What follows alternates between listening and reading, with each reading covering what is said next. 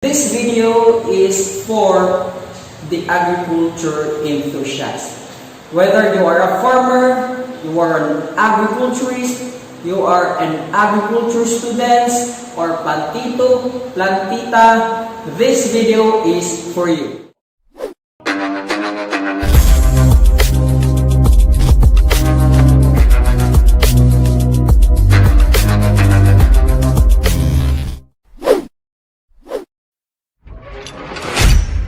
So our topic today is about fertilizer computation. But before anything else, we will just first define some terms to be used in this discussion. First, we have fertilizer. Fertilizer is any material or any substance, it's either organic or inorganic, that contains nutrients that is applied to the soil in order for the plants to grow well. And what is nutrient? Nutrient is an essential element that is needed by our plants in order to make their own food through photosynthesis and in order to grow. Another, we have this single fertilizer. A single fertilizer is a type of fertilizer that contains only one nutrient. Say for example, urea. Urea contains nitrogen only. Cellulose, it contains phosphorus only. And for muriate of potash, it contains phosphorus only. So that is single fertilizer. It contains only one nutrient. Another, we have this mixed fertilizer. A mixed fertilizer is a fertilizer that contains two or more nutrients. Say for example, ammonium phosphate. Ammonium phosphate contains about 16% of nitrogen and 20% of phosphorus. So that is a mixed fertilizer. Another, we have this complete fertilizer. A complete fertilizer contains three nutrients: the nitrogen, the phosphorus, and potassium. So these three nutrients are primary macronutrients required by our plants. Since these are the three nutrients that is needed by our plants in a large amount. That is complete fertilizer. So when we say complete fertilizer, it contains these three nutrients. Take note for that. Another, we have this fertilizer grade.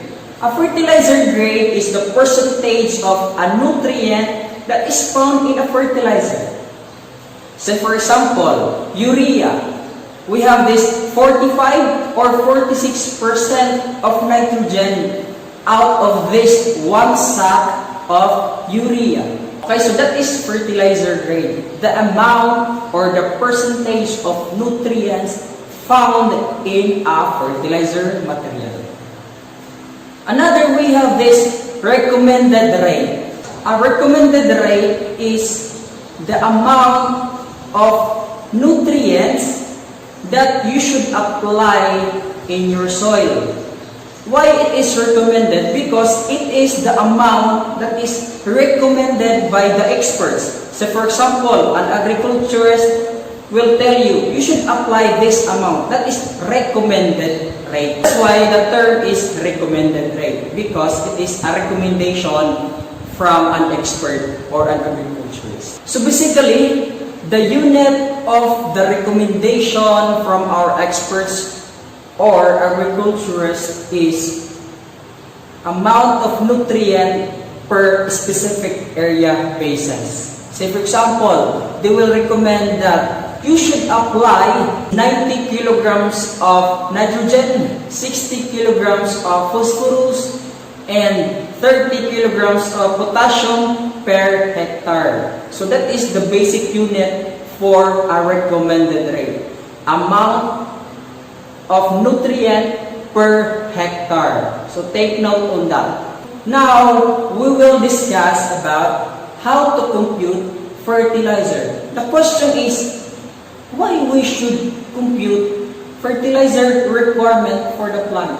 We will compute the fertilizer that is required by our plant so that we can apply the optimum level, the exact amount that is really needed by our plants. Since if we will apply lesser, so our plants will be stunted, the growth will be stunted. Another is if we apply excessive amount, it's a waste of materials, it's a waste of fertilizer, it's a waste also of money, since the excess fertilizers will not be used by our plants. Since plants only absorb nutrients that they require. The same sa ating mga tao. Kung ano lang kaya natin kainin, yun lang yung kinakain natin, di ba? So, go back to our topic. In computing fertilizer requirement for our plants, we should take note of these two questions. First is, how much fertilizer that I apply and how much nutrient that I apply.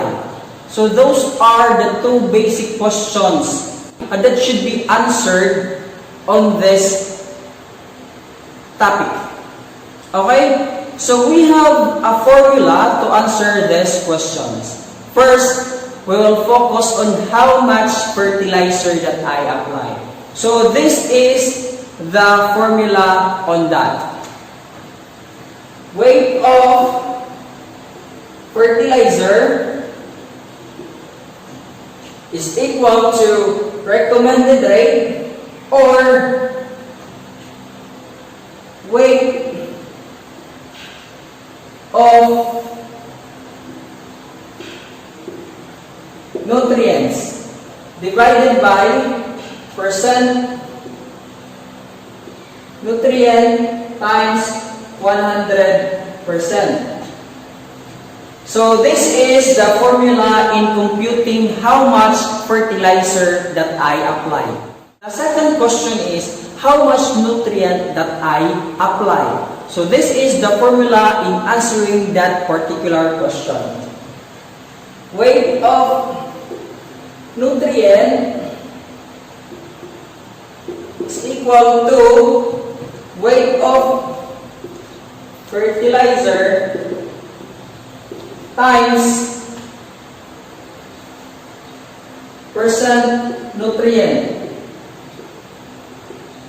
I hope meron po kayong natutunan mula sa video na to. Kung meron kayong mga questions and clarification, please comment down below and pakishare na rin po ng video na to, especially to our agriculture students, to agriculturists, and also for our graduates in agriculture na gustong mag-take po ng ating licensure examination for agriculturists. Napakahalaga po ng topic na to sa inyong darating na examination. So please watch this video. This is for you. At ngayon, ito po si Master Arwin ng AgriTalks PH na nagsasabing, every time we eat, let's thank God and thank our farmers.